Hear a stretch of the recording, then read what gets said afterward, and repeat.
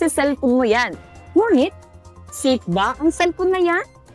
Kaya naman, ginanap ang isang press briefing katuwang ang DepEd sa pagtalakay ng online safety matters. Impression that this is a serious matter and that this needs to be addressed now.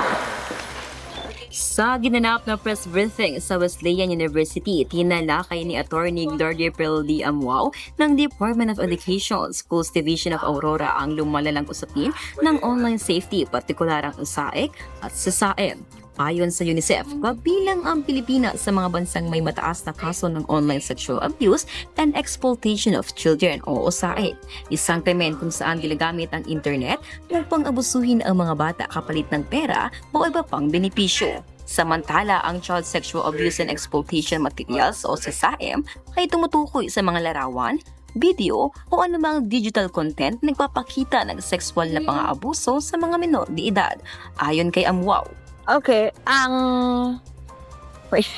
ang krimen ng SASAEM at OSAEC ay syempre alam naman natin na ito ay may masamang epekto sa ating mga kabataan. Well, unang-una, sinisira nito yung mga pangarap nila.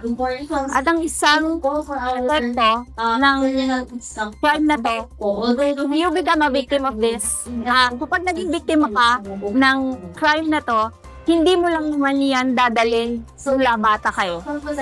That will magiging binigyan din ni Attorney Amuao ang mahalagang papel ng mga magulang, guro at komunidad sa pagbabantay at paggabay sa kabataan sa ligtas at responsabling paggamit ng internet. Sa huli, paalala ng DepEd, ang kaligtasan ng kabataan ay responsibilidad ng lahat, online man o offline.